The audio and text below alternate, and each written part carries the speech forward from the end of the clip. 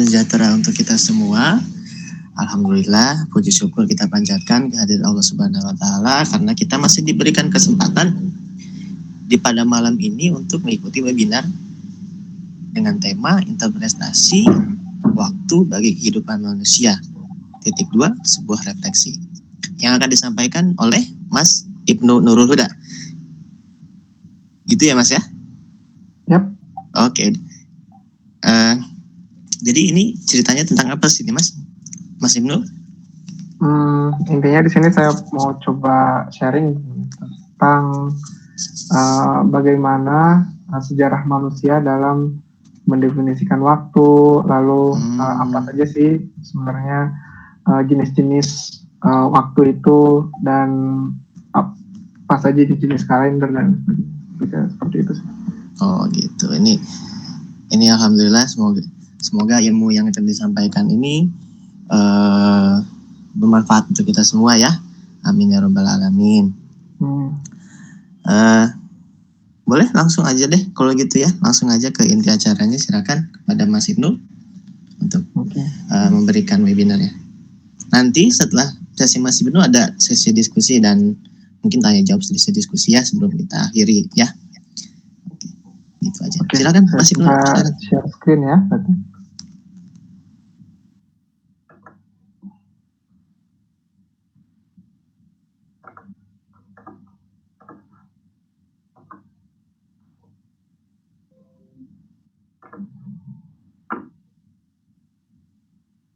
Kelihatan? Oke.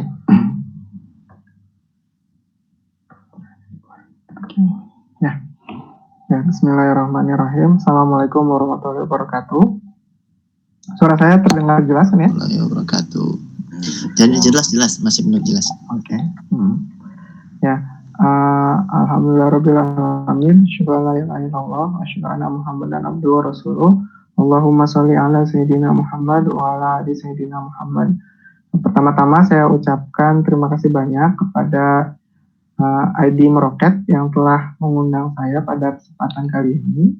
Jadi terima kasih juga kepada MC yang telah memperkenalkan tadi ya apa yang akan dibicarakan pada kesempatan kali ini. Ya, sebagaimana telah diutarakan, jadi pada kali ini saya akan sharing teman-teman semua terkait dengan interpretasi waktu bagi kehidupan manusia, sebuah refleksi. Ya, sebelumnya perkenalkan saya Ibnu Nurul Huda, jadi teman-teman yang baru ketemu gitu ya. Jadi kalau dari tulisan ini, ya dari judul ini mungkin agak berat gitu ya, kayak judul skripsi, tapi sebenarnya ini saya menjelaskan apa yang sebenarnya teman-teman mungkin sudah pernah dapat gitu ya, hanya bersifat mengulang dan menjelaskan lebih detail terkait konsep waktu itu sendiri.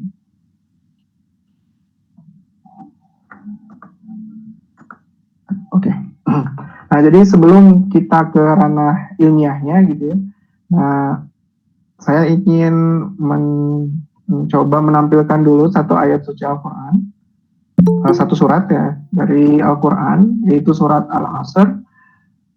Nah, di sana di surat tersebut itu secara eksplisit nama waktu itu disebutkan ya. Jadi waktu itu ya di ayat pertamanya itu ya Allah itu bersumpah atas nama waktu. Jadi ya ketika Allah bersumpah, sejauh yang saya tahu berarti menandakan bahwa si benda yang dijadikan sumpah itu ya merupakan benda yang sangat penting. Jadi di sini waktu merupakan hal yang sangat penting. Nah, sebenarnya selain dari surat Al-Asr, waktu juga disebutkan di tempat-tempat lain, gitu ya. Ya baik dari waktunya itu sendiri, gitu, ataupun ya dari terminologi waktu yang lain, seperti misalnya dalam surat Ad-Duha, misalnya disebutkan kan ya waktu duha, gitu ya. Ya waktu duha itu ya terminologi dari ya waktu itu sendiri ya, saat duhanya itu sendiri. Lalu misalnya ya sering sekali kita jumpai di Al-Quran pergantian siang dan malam, gitu ya, siang, malam, terbit, terbenam itu kan termasuk dari ya term-term yang biasa digunakan dalam ya waktu itu sendiri gitu. Jadi memang sudah tidak asing gitu ya penyebutan waktu di dalam Al-Quran. Nah, ya bahkan ya di kehidupan kita sehari-hari ya kita sering menyebut siang, malam, atau ya besok, kemarin, itu saat ini, itu udah hal yang lumrah. Nah, sekarang kita mencoba beralih ke ranah yang lebih sedikit filosofis gitu mungkin ya. Mungkin ada beberapa orang yang bertanya, apa sih sebenarnya yang disebut dengan waktu? Nah, ini pertanyaan yang ya sebenarnya kita sering merasakan waktu gitu ya, tapi kita nggak ngerti apa sih sebenarnya sih definisi waktu itu. Nah, dan ternyata memang definisi waktu itu antara satu bidang keilmuan dengan keilmuan yang lain itu berbeda. Sejauh yang saya tahu gitu ya. Kayak misalnya di fisika, tentu waktu itu berbeda definisi dengan definisi orang psikologi misalnya, atau orang filsafat, atau orang agama gitu ya. Definisinya itu berbeda. Nah, di sini saya hanya ingin mencoba memberikan definisi yang umum gitu ya terkait dengan waktu. Jadi waktu itu ya bisa dikatakan sebagai seluruh rangkaian peristiwa yang telah berlalu, sekarang dan akan datang. Jadi seluruh rangkaian peristiwa yang terjadi gitu ya, baik itu di masa lalu, yang saat ini atau yang akan datang. Itu yang disebut dengan waktu.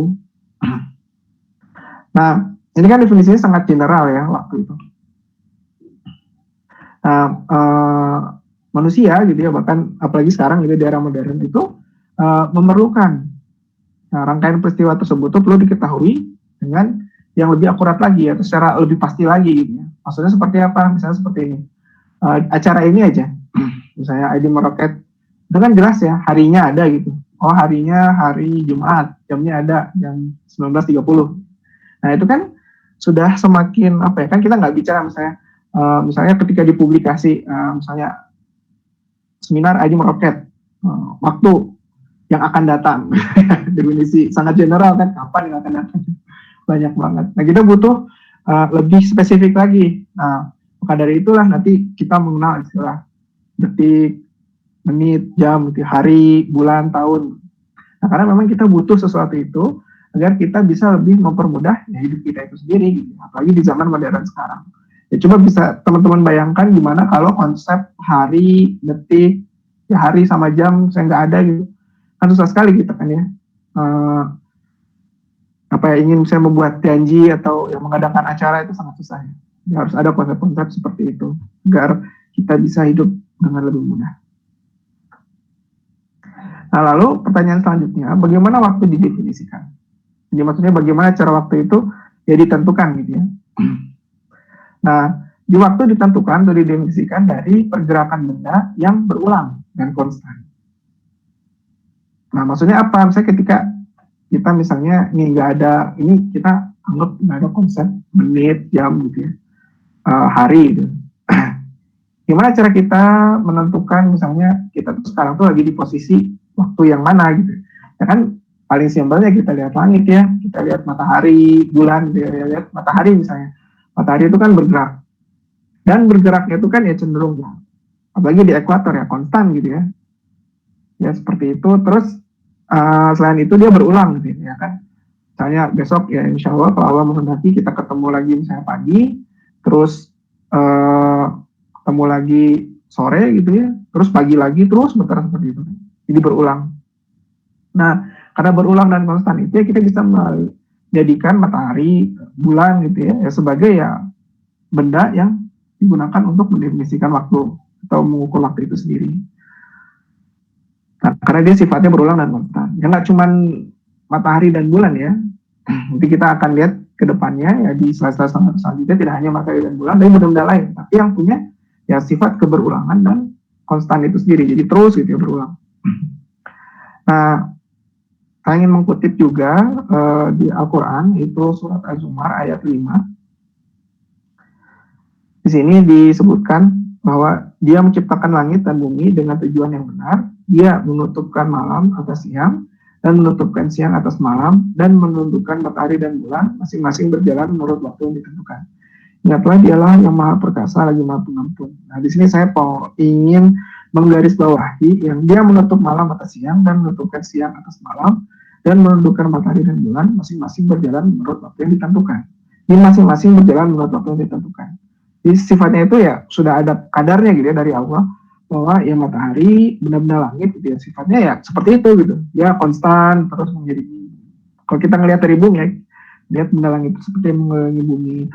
Dan itu dijadikan benda langit itu dapat digunakan untuk mendefinisikan atau mengukur waktu itu sendiri, menentukan kapan gitu. di waktu itu sendiri. Oke.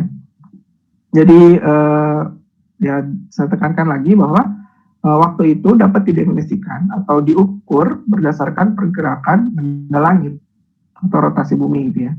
Bisa benda langitnya bergerak, tapi kita bisa mengatakan bahwa ya bumi itu berotasi gitu ya, sehingga kita melihat benda langit itu seperti bergerak. Nah, hal ini karena sifatnya berulang dan cenderung konstan. Seperti yang di sini di gambar ini ada bola langit gitu ya. Dan ini adalah bumi, ada bagian ekuatornya gitu kan. Terus ini adalah bola langit yang isinya ya di sini ya kita melihat banyak sekali benda-benda langit ya. Terus ya bumi itu berputar ya, kita akan melihat benda-benda langit itu seperti yang mengelilingi bumi itu sendiri. Nah, lalu selanjutnya kita akan coba lebih detail lagi ya terkait dengan waktu yang ditentukan berdasarkan peredaran benda-benda langit. Jadi ada dua jenis waktu. Yang pertama itu adalah waktu sideris. Nah, waktu sideris itu biasa digunakan oleh pengamatan astronomi ya. Jadi astronom itu biasa menggunakan waktu sideris untuk ya menunjuk waktu dalam mengamati benda-benda langit. Jadi biasanya ini nggak umum ya digunakan di masyarakat umum ya. Biasa digunakan di kalangan astronom. Nah, waktu sideris itu adalah waktu yang didasari pada penampakan benda-benda di langit. Ada bintang di langit. Nah, jadi khusus bintang ya. Yang maksudnya di sini matahari itu bintang, tapi bintang selain matahari maksudnya bintang latar belakang. Jadi bintang-bintang yang jauh itu dijadikan sandaran untuk menentukan waktu sideris. Nah, jadi waktu satu hari sideris itu didefinisikan sebagai waktu yang diperlukan bagi bintang yang sama untuk melintasi meridian pengamat 2 kali berturut-turut. Di meridian itu adalah apa ya? Kalau kita lihat ke atas gitu ya, atas kita gitu ya, di paling atas kita, di atas kita banget gitu ya, itu meridian kita, garis meridian. Nah, untuk lebih jelasnya kita lihat gambar yang sebelah kiri ini. Jadi misalnya ini ada orang gitu ya di sini, posisinya di ini dia melihat ke bintang jauh banget gitu ya, di sini bukan mataharinya tapi bintang. Terus kan si bumi itu berotasi dan berevolusi. Nah, ketika si orang ini ya dia ikut berotasi ya, bersama dengan bumi gitu ya, dia balik lagi di sini ke posisi semula gitu ya. Si bintang yang jadi patokannya itu ya balik lagi di atas meridian dia. Nah, itu menandakan satu hari sideral atau satu hari sideris gitu ya. Nah, lalu yang kedua adalah waktu surya. Nah, ini mungkin sangat familiar ya di kehidupan kita ya. Waktu surya. Nah, hari surya atau solar day adalah selang waktu antara 2 kali transit bawah yang berurutan dari pusat matahari pada meridian yang sama. Jadi konsepnya sebenarnya sama kayak waktu sideris, hanya saja waktu sideris itu menggunakan bintang sebagai referensi dia gitu ya. Nah, sedangkan waktu surya itu menggunakan matahari. Matahari itu bintang juga ya, tapi ini anggap beda gitu. Matahari itu sebagai referensi dia. Jadi matahari yang jadi referensi. Sama-sama, jadi waktu mulainya meridian, waktu mulainya waktu surya itu hampir mirip ya dengan waktu sideris. Jadi waktu mulainya itu ketika matahari itu berada di titik meridian. Hanya saja memang titiknya itu bukan di transit atasnya, tapi di transit bawah. Jadi kalau tadi itu untuk waktu sideris itu ketika si bintang itu posisinya di sini di transit atas. Nah, sementara matahari itu di transit bawah untuk awal dari hari surya, gitu ya. Nah, karena waktu surya itu dimulai dari matahari berada di transit bawah, maka dapat dikatakan bahwa waktu surya itu dimulai ketika tengah malam. Gitu ya. Makanya kan kalau kita ya jam biasa yang kita pakai itu kan ya jam 00.00 itu ya pas tengah malam ya, pas matahari itu ada di bawah kita ya, pas di bawah kita kurang lebih seperti itu. Nah, ketika matahari berada di transit atas, pas di atas kita gitu ya. Nah, itu ya ketika tengah hari, ya jam 12 malam ya, atau setengah hari gitu. Jadi si hari surya itu ya setengah hari surya gitu. Setengah hari surya itu sama dengan jam 12 siang. Jam 12 siang itu setengah hari surya. Nah, ini berbeda dengan waktu sideris yang tadi saya sebutkan. Kalau waktu sideris itu awalnya itu ketika si bintangnya itu pas berada di atas meridian kita. Jadi ya di atas kita banget gitu ya. Itu pas hari sideris itu dimulai dan akan berakhir ketika bintang itu sampai di atas kita lagi. Gitu. Nah, gerak orbit bumi menyebabkan hari sideris lebih pendek 4 menit daripada hari matahari. Nah, jadi maksudnya apa? Maksudnya si bumi itu kan berevolusi ya. Jadi selain dia itu berotasi, dia juga berevolusi. Nah, ini mungkin lebih jelasnya ya. Jadi ini ada hari sideris sama hari surya. Satu hari sideris itu kan ketika misalnya ini bintang latar belakang, misalnya ada sebuah bintang di sini gitu ya. Ini matahari, ini bintang di belakangnya. Ini titik A gitu ya. Satu hari sideris itu kan ketika di titik A itu mutar, terus balik lagi ya. Si bintangnya kan tetap aja di sini di bintang latar belakang. Karena sangat jauh, ya A itu mutar lagi ke sini. Jadi praktis ya arahnya bakal tetap sama kan. Ketika satu kali putaran gitu ya, dia bakal tetap sama di sini untuk menunjukkan satu hari sideris gitu ya. Sementara untuk yang satu hari surya, karena dia itu berevolusi juga ya. Jadi rotasi sama revolusi itu arahnya sama-sama perlawanan arah jarum jam gitu ya. Sehingga untuk mencapai satu hari surya diperlukan waktu tambahan sekitar 4 menit. Jadi titik A di sini gitu ya, hari pertama, ya anggap di sini tengah hari gitu ya, tengah hari surya, 24 jam dari hari surya itu ya dia satu hari surya ini maksudnya. Satu hari surya itu ya dia balik lagi kan ke titik A lagi sini. Nah, tapi masalahnya karena bumi itu berputar di titik A-nya itu ya bergeser di sini ya. Agar si mataharinya itu berada di meridian, di atas meridian si pengamatnya.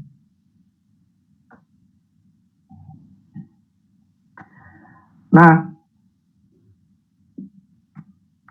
lintasan matahari itu jika kita lihat dari bumi ya, itu memiliki kemiringan 23,5 derajat. Atau dalam artian bumi itu miring terhadap bidang orbitnya gitu ya, senilai 23,5 derajat. Nah, selain itu kita juga melihat bahwa lintasan bumi itu berbentuk elips. Jadi bumi itu miring gitu ya, 22,5 derajat terus berbentuk elips. Nah, hal-hal tersebut itu menjadikan posisi matahari itu, lintasan matahari itu sebenarnya berubah-ubah gitu ya. Jadi maksudnya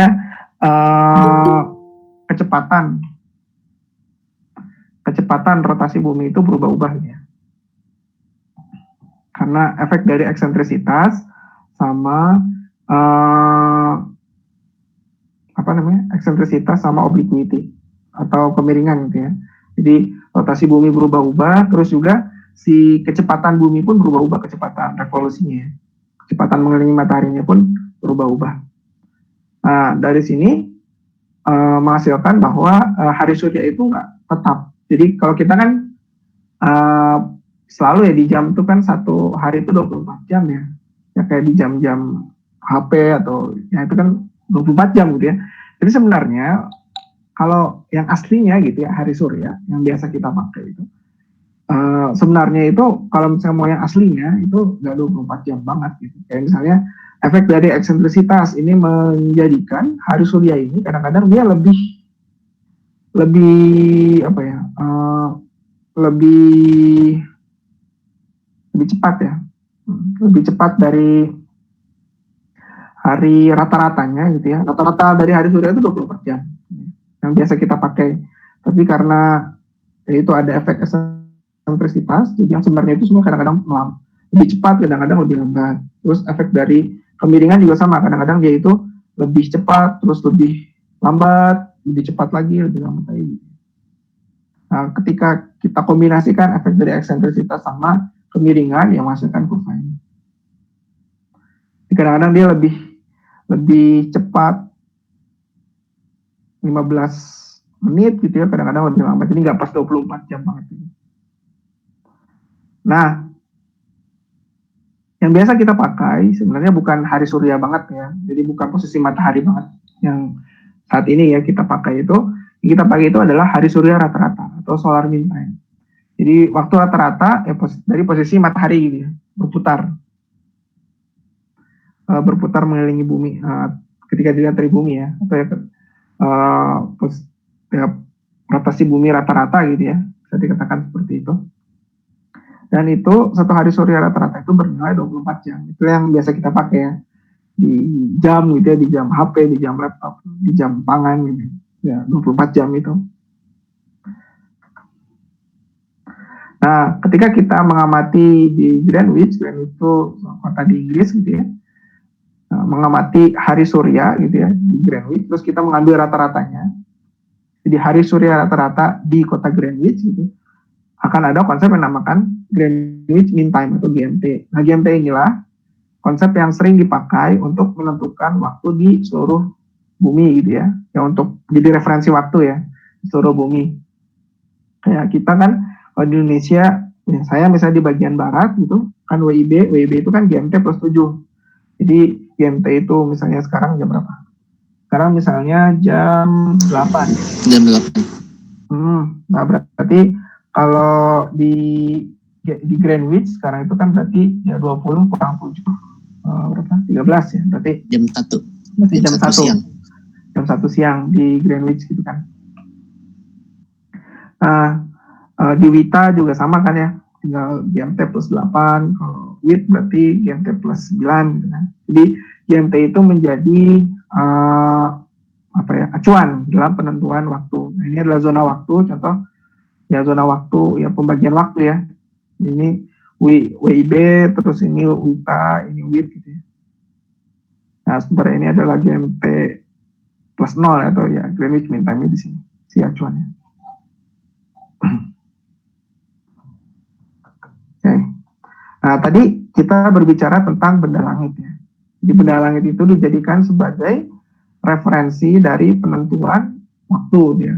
Penentuan ya. Kalau di sini kita mau bahas ya jam, menit, detik gitu ya, didasarkan dari perubahan posisi benda langit. Nah, saat ini sebenarnya kita sudah jarang menggunakan posisi benda langit itu. Ya, posisi benda langit itu tetap ya sebenarnya gini. Posisi benda langit itu ya dia tetap dijadikan sebagai salah satu cara untuk menentukan waktu gitu ya. Tapi sebenarnya ada cara yang lebih akurat lagi dan itu lebih umum digunakan. Yaitu bukan dengan benda langit tetapi dengan melihat atom. Nah, jadi atom itu ketika dia itu dikasih suatu gangguan gitu ya, suatu energi gitu, dia akan bervibrasi, langsung akan mengeluarkan radiasi gitu ya. Dan vibrasinya itu, vibrasi dalam tanda kutip itu tetap si frekuensinya si. Jadi misalnya satu detik itu mungkin berapa juta vibrasi ya, berapa juta vibrasi. Tapi tetap begitu terus. Jadi karena dia tetap gitu dan dia vibrasinya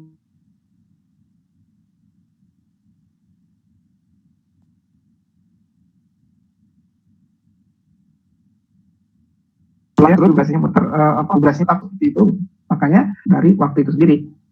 Dan tentu jauh lebih konstan ya ketimbang gerak benda langit. Seperti tadi kan matahari kan sebenarnya nggak konstan banget. Sebenarnya ketika kita misalnya sudah mengambil nilai rata-rata seperti mean solar day gitu ya, mean solar time gitu, itu pun sebenarnya tidak konstan banget gitu ya. Ada sedikit variasi yang itu memang dikarenakan benda-benda langit itu nggak konstan sekali pergerakannya. Makanya dipilih suatu yang lebih konstan yaitu ya atom. Nah, tadi kita membahas tentang ya definisi waktu ya, jadi benda langit, lalu atom gitu ya.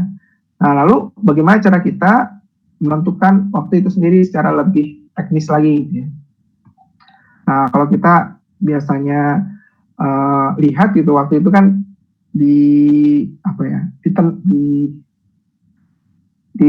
ditentukan dari dua ya. Yang pertama itu jam, Jam itu untuk detik, menit, jam gitu kan ya, perputaran jarum jam itu kan, atau jam digital gitu. Yang kedua itu perubahan tanggal.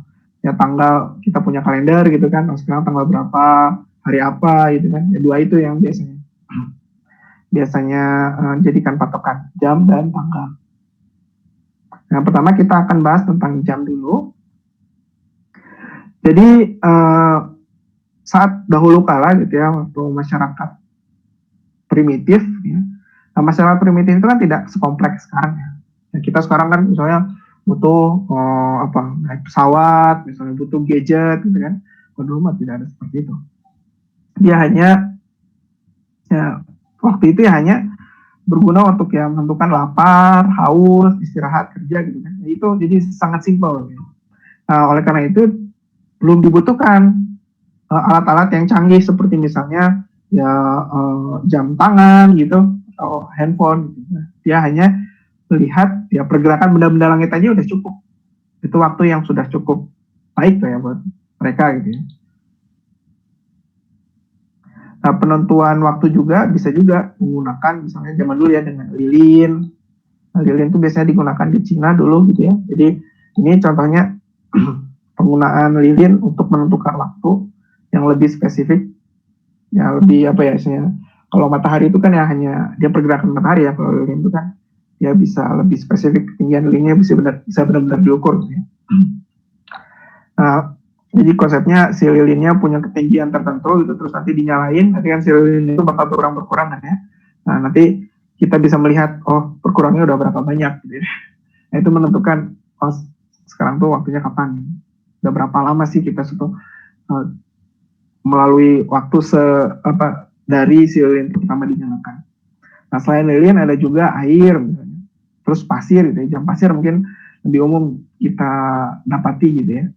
Jam pasir juga dulu digunakan untuk menentukan waktu ya. Nah, selain ini kan jam ya, kalau lilin, air, pasir itu kan jam. Sebenarnya zaman dulu juga dari sebelum Masehi gitu ya, masyarakat tuh sudah mengenal nama-nama hari, bulan, tahun gitu ya. Kenapa? Karena memang di sana kan kalau untuk terutama zaman agraris gitu kan butuh untuk usaha menanam, dia udah mengenal musim, udah mulai kompleks gitu ya. Jadi diperlukan juga konsep hari, bulan, tahun sehingga manusia bisa lebih terorganisir ya dalam misalnya menyusun kapan waktunya nanam, kapan waktunya apa gitu. Ini sudah ada konsep-konsep itu semua. Nah, ini ada beberapa contoh ya yang jam, yaitu ada di sini jam pasir.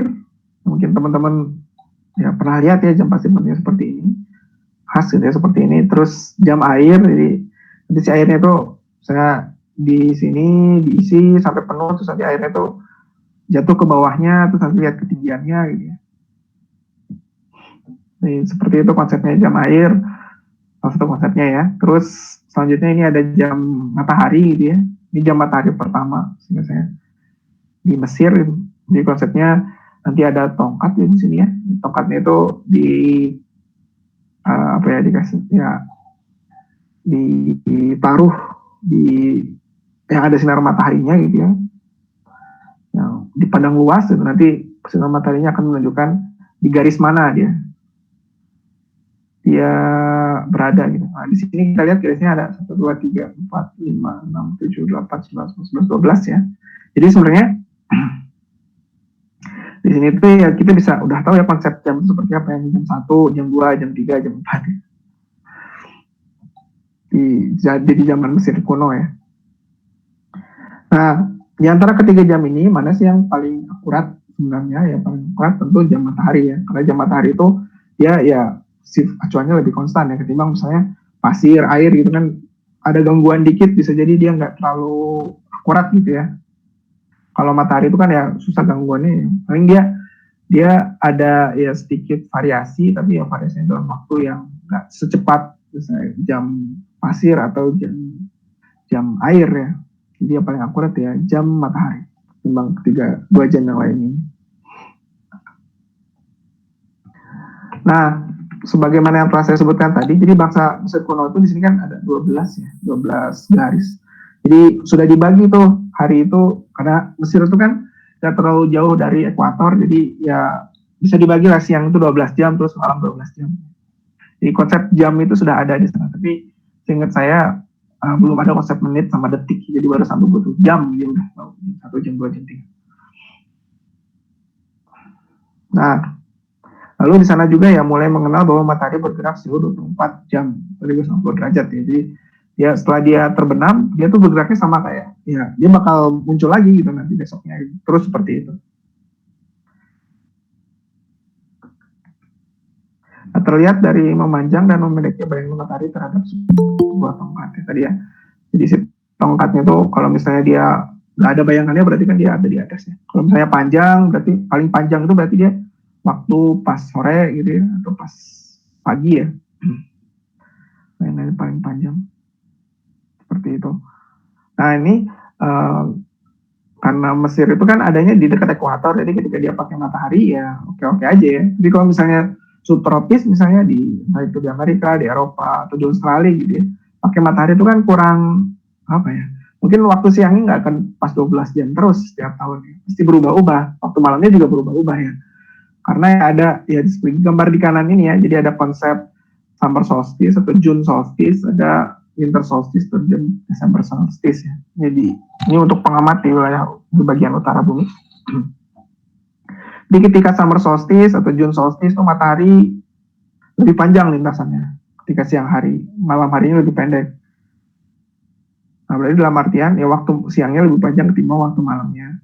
Nah, kalau yang winter solstice yang Desember ini, si mataharinya berada di atas ini ketika siang hari itu lebih pendek ketimbang ketika malam hari. Jadi ya nggak pas bagi dua gitu, 12 jam, 12 jam.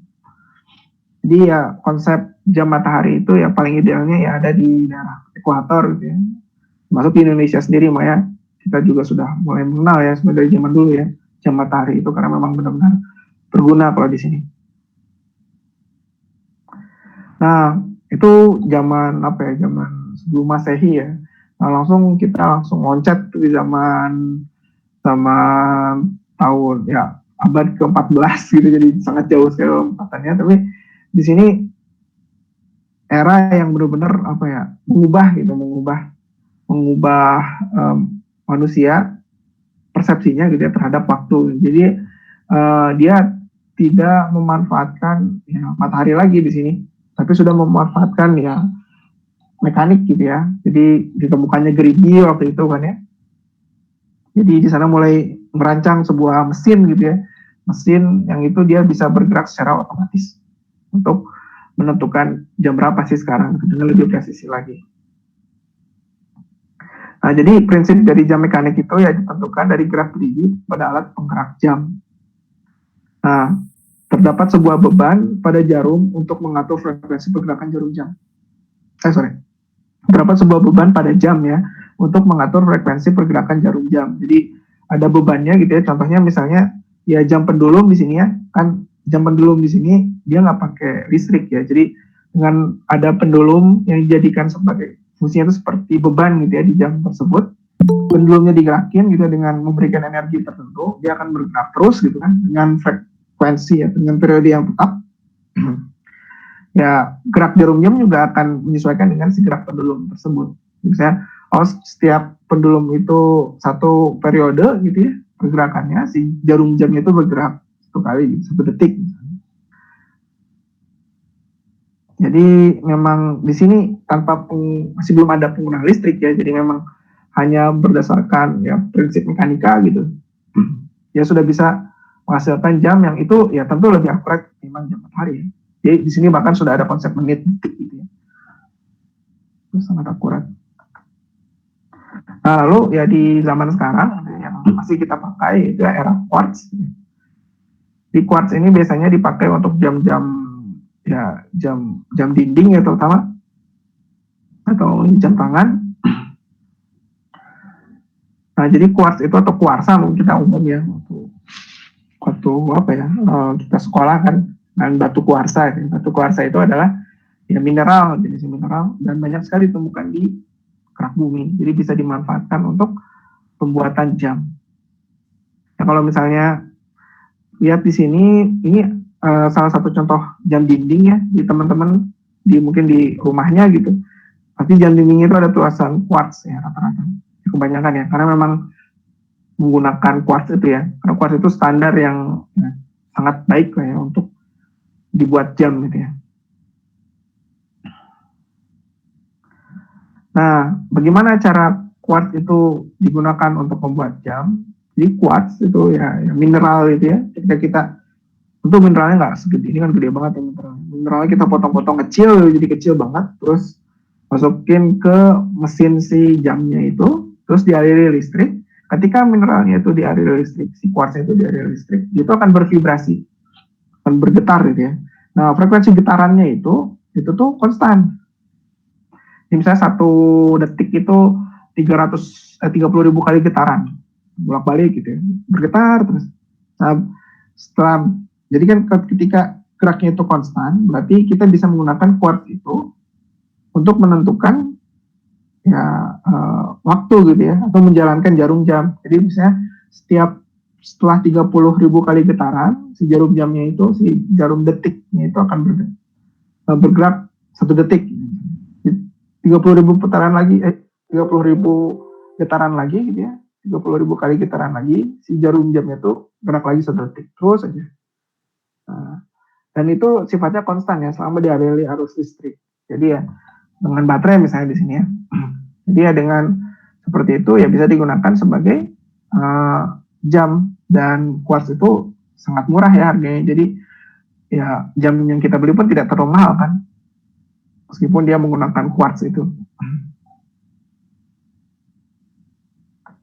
Oke, nah itu jam quartz tadi yang biasa kita gunakan. Nah sebenarnya meskipun quartz itu sudah presisi, tapi untuk keperluan-keperluan tertentu kita butuh jam yang jauh lebih presisi lagi. Nah, di sini ada yang disebut sebagai dengan jam atom. Di jam atom itu merupakan jam yang memiliki presisi yang tingkatnya sangat-sangat tinggi, bahkan paling tinggi ya. Nah, jadi jam atom sebagaimana sudah saya sebutkan di slide-slide sebelumnya ya. Jadi atom itu bisa digunakan untuk menentukan waktu juga gitu ya. Jadi jam atom itu memanfaatkan ya vibrasi atom tadi atau sifat fisis atom untuk menentukan waktu. Nah, terdapat beberapa jenis jam atom. Ada amonium, terus cesium, rubidium, dan hidrogen. Jadi enggak semua elemen itu bisa digunakan ya. Yang paling presis itu hidrogen, dan yang paling mahal tentunya. Nah, apa manfaat dari jam atom ini? Jadi jam atom ini tuh bisa bermanfaat misalnya untuk penerbangan. Nah, penerbangan itu si pesawatnya itu ya sama si stasiunnya itu ya harus berhubungan ya, kan saling memancarkan gelombang elektromagnetik gitu ya, untuk berhubungan misalnya pakai radar, pesawat harus ada radar gitu. Langsung si stasiunnya memancarkan informasi gitu. Itu kan perlu informasi waktu yang itu benar-benar akurat, apalagi melihat pesawat itu kecepatannya sangat tinggi. Jadi ya diperlukan ya jam atom di situ gitu ya. Atau selanjutnya untuk GPS gitu ya, yang sebelah tengah-tengah ini. GPS itu kan kenapa sih dia bisa mendapatkan, kayak misalnya kita di HP kita ya pakai Google Map gitu, GPS itu kan bisa mendapatkan posisi kita tuh sangat akurat ya, dengan ketelitian mungkin meter nggak sampai ya, beberapa meter ya ketelitiannya. Jadi kenapa bisa teliti banget gitu, karena memang si posisi dari satelit pun diketahui dengan sangat teliti juga. Posisi tidak hanya berupa posisi dalam artian spasial ya, tapi secara temporal atau secara waktu pun ya, misalnya si satelit itu sekarang itu dia itu di posisi di waktu kapan gitu ya, itu bisa diketahui dengan baik melalui ya jam atom ini. Jadi jam atom itu dibutuhkan untuk navigasi ya, atau ya untuk seperti di Google Map seperti itu ya, orang GPS. Bahkan jam atom itu tuh ya GPS itu ya di setiap satelitnya itu dipasang jam atom untuk mengukur waktu di sana tuh kapan gitu ya. Lalu selain itu juga jam atom pun berguna untuk aplikasi ya astronomi ya. Jadi pengamatan astronomi itu ya biasanya untuk pengamatan astronomi radio teleskop gitu ya. Ada di radio teleskop tuh ada teknik yang dinamakan teknik interferometri. Jadi dengan dua teleskop kita mengamati objek yang sama gitu ya. Nah, nanti misalnya di sini objeknya itu kuasar, dia mengirimi sinyal gitu ya, si kuasarnya diterima sama dua teleskop ini dari waktu yang ya dengan waktu yang berbeda tentunya ya. Nah, tentu kedua teleskop ini tuh ya harus mencatat waktunya dengan sangat akurat ya, makanya dibutuhkan jam yang sangat akurat yaitu jam atom. Karena waktu dari teleskop A dan teleskop B itu hanya berbeda sedikit. Dia memang butuh jam atom di situ dan nanti ya tentu akan sangat bermanfaat ya untuk meningkatkan kualitas dari pengamatan radio teleskop tersebut. Oke, selanjutnya setelah kita membahas jam, kita akan membahas kalender. Nah, kalender di sini ya mungkin teman-teman sudah familiar ya, saya ingin mencoba lebih mendetailkannya saja gitu ya. Di kalender ini ada beberapa jenis. Yang pertama kalender surya. Di kalender yang berdasarkan revolusi bumi ya, atau ya berdasarkan matahari gitu ya. Contohnya ya kalender yang biasa kita pakai itu kalender Gregorian atau kalender Masehi. Selain itu ada juga kalender Julian dan lain sebagainya. Ya kalender Gregorian itu ya didefinisikan satu tahun itu kan satu kali revolusi bumi ya. Kurang lebih 365 hari sampai 366 hari. 365 hari itu untuk satu tahun biasa, sementara 366 hari itu untuk satu tahun kehabisan. Dan di kalender Gregorian juga terdiri dari 12 bulan. Nah, lalu selanjutnya ada juga kalender lunar dan lunisolar. Kalau kalender lunar ini biasa kita temui ya. Kalender lunar ini menjadikan bulan sebagai acuan, contohnya ya kalender Hijriah yang biasa kita pakai juga. Nah, jadi satu tahun sistem kalender Hijriah itu memiliki hari 354 sampai 355 hari dan terdiri dari 12 Mas bulan. Ibnu agak putus-putus.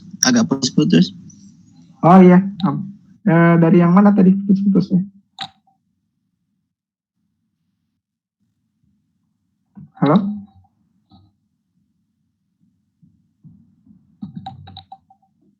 Ya, saya coba ulangi ya. Jadi kalender lunar dan kalender lunisolar.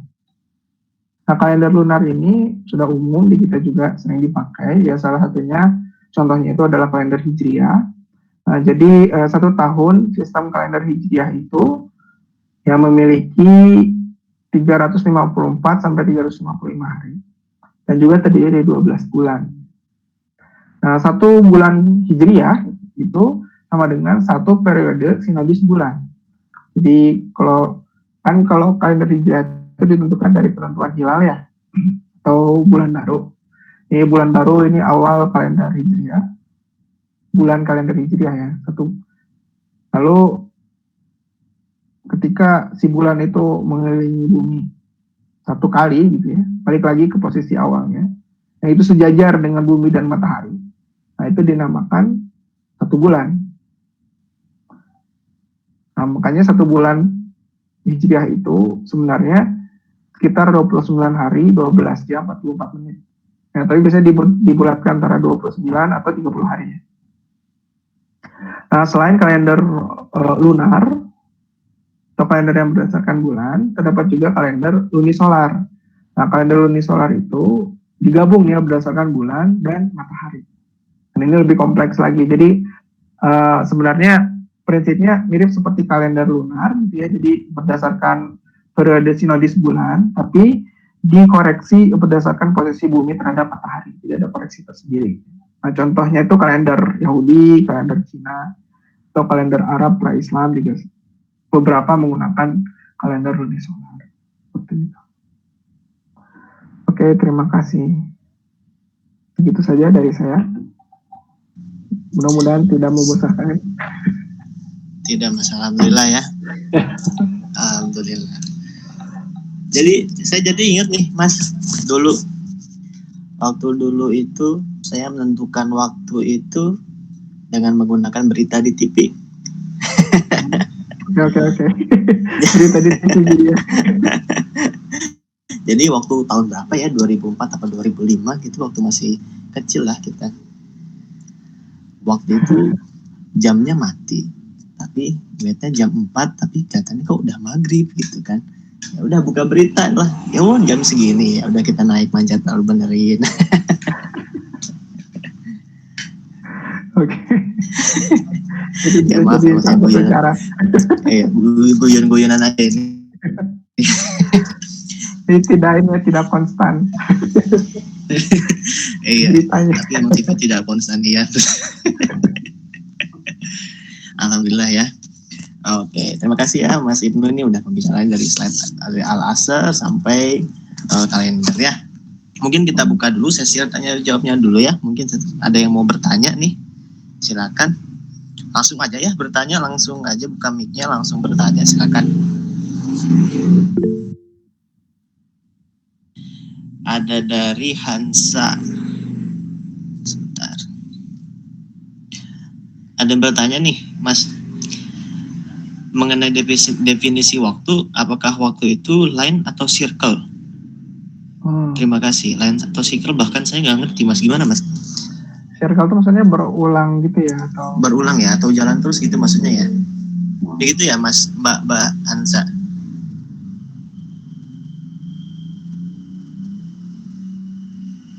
Line atau circle, maksudnya itu berulang atau jalan terus gitu ya maksudnya ya?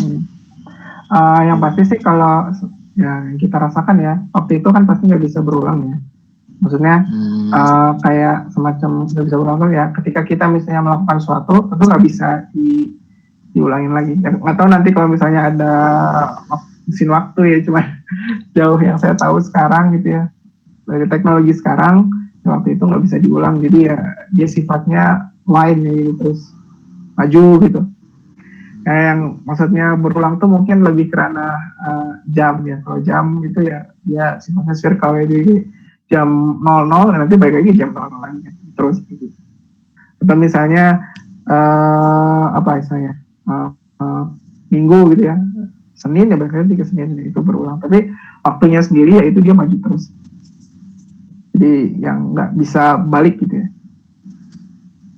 Mungkin mudah-mudahan sesuai yang ditanyakan gitu.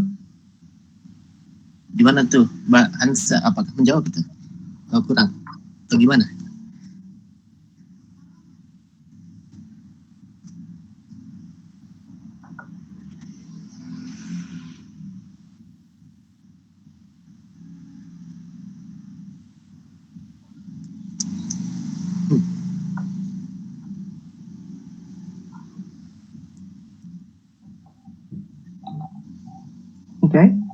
Oke, udah oke nih kayaknya nih, Hansa nih. Ada yang mau bertanya lagi nggak? Silakan.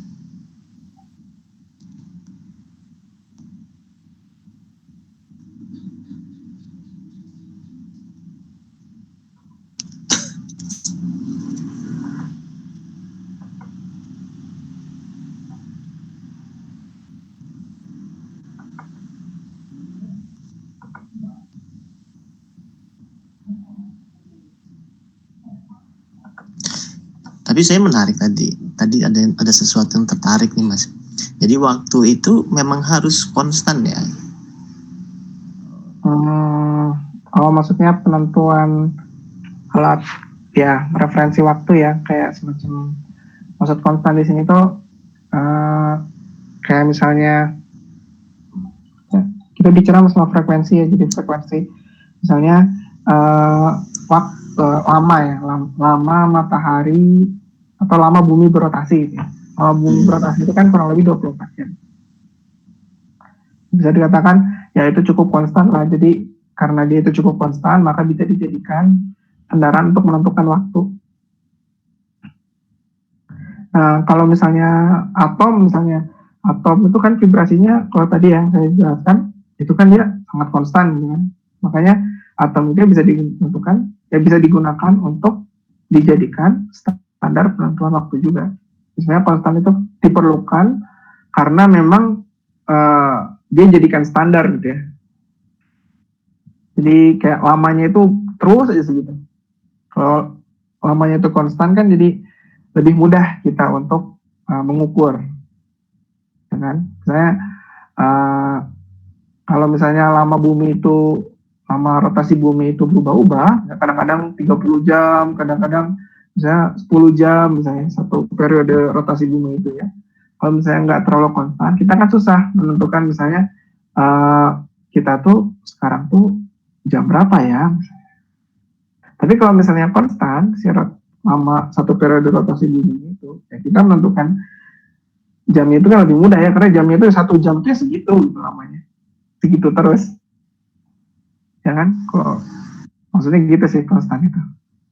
Kebayang nggak? Iya, memang harus konstan ya emang ya. Kalau nggak konstan ya bakal berubah-berubah gitu kan ya. Relatif satu sudut pandang lain gitu ya. Iya, jadi susah kita nentuin waktunya itu. Teman-teman ada yang mau bertanya ini? Kayaknya dari Kansa lagi ada pertanyaannya. Apakah sifat waktu itu abadi? Karena sebagai muslim kita tahu bahwa setelah kematian ada kehidupan yang lebih abadi ya. Mungkin definisi waktu dunia dan akhirat akan berbeda. Ya ini sebenarnya tergantung dari sudut pandang mana kita menjawab ya. Apakah sudut pandang orang fisika gitu, apa sudut pandang agama, sudut pandang filsafat, maka saya yakin jawabannya beda-beda. Ya kalau kita sebagai orang beragama, ya sebenarnya saya juga nggak tahu ya waktu itu apakah makhluk atau bukan ya kan. Itu ada perbedaan pendapat juga makhluk atau bukan. Tapi yang pasti ketika waktu itu ya sesuatu gitu ya kalau saya sih ngedefinisin waktu itu ya apa ya? Dia ya waktu itu sebenarnya bergantung dari si manusianya sendiri. Jadi waktu itu lebih karena harus ada orang yang itu merasakan sesuatu ya. Kita tuh kan karena kita tuh eksis kan, ada manusia, maka kita merasakan ada waktu. Kalau nggak ada manusianya, ya nggak ada konsep waktu gitu, karena memang itu mungkin masalah filsafat ya. Tapi kalau menurut saya sih seperti itu. Jadi memang manusia itu ya ketika kematian manusia itu ya berakhirnya waktu itu. Jadi seluruh manusia nggak ada misalnya waktu itu berakhir. Jadi ya ketika manusia dulu nggak ada ya waktu itu belum ada. Waktu itu ada ketika manusia itu ada.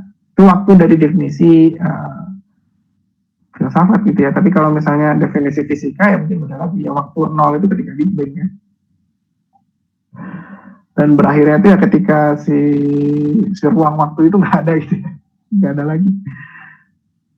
Nah kalau dari sudut pandang agama ya tentu kita melihat bahwa ya yang pasti ya kita sendiri ini ya diciptakan dan terus menerus kan ya. Jadi setelah kita diciptakan ya setelah kita selesai di dunia nggak lantas langsung selesai ya, kita langsung ke alam berikutnya gitu ya, sampai ke surga atau ke neraka gitu kan. Jadi terus aja kita dikatakan kita diciptakan tapi kita terus ada.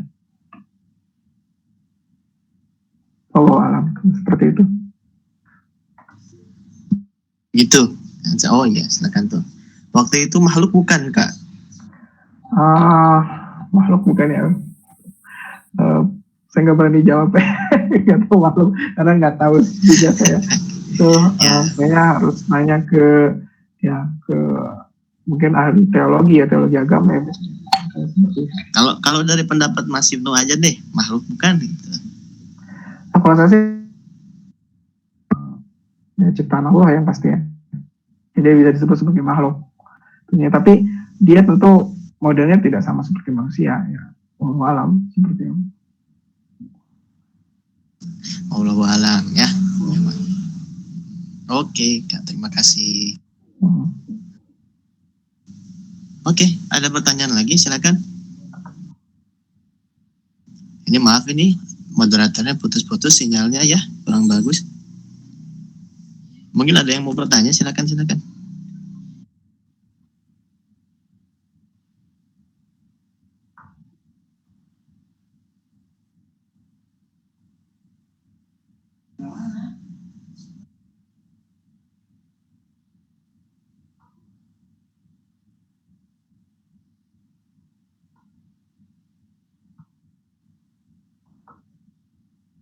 Mudah-mudahan pada ini ya menangkap apa yang disampaikan. Iya, seperti udah pada paham nih, alhamdulillah, Mas. Ya, oke. Alhamdulillah kalau begitu. Mudah-mudahan bermanfaat.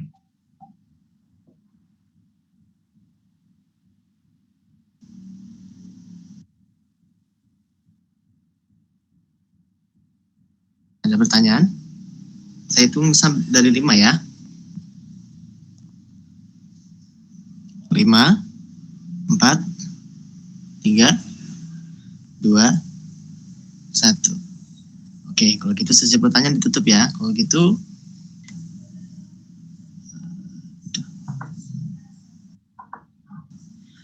gitu ini saya tutup ya. Terima kasih sekali Mas Ibnu meluangkan waktunya. Mohon maaf kalau ada saya kesalahan ya Mas Ibnu ya. Halo? Halo, ya? Halo. Iya, kalau gitu ini udah nggak ada pertanyaan Mas, langsung saja ditutup ya Mas ya. Oke, ya. Oke, terima kasih Mas atas waktunya, atas ilmunya juga. Semoga bermanfaat untuk kita semua ya. Amin. Kalau gitu tidak ada ini Indonesia Meroket mengucapkan terima kasih untuk webinar yang untuk peserta webinar yang sudah hadir. Terima kasih. Kalau gitu kami pamit. Assalamualaikum warahmatullahi wabarakatuh. Waalaikumsalam warahmatullahi wabarakatuh.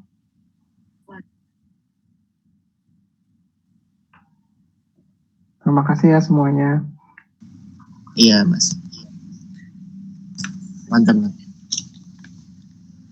Sama-sama Sapi. Aduh, putus-putus, maaf ya. Sinyalnya. Sama saya juga maaf ya, ini kayaknya putus-putus juga ya. Mudah-mudahan jelas presentasinya. Oke, kalau gitu saya izin live duluan ya. Oh iya, makasih banyak Mas Ibnu. Ya, sampai ketemu lagi Adit ya sama Kansa. Assalamualaikum. Oke, siap. Waalaikumsalam. Sapi pamit ya. Makasih nih udah kasih kesempatan. Halo? Oke, sip. Assalamualaikum.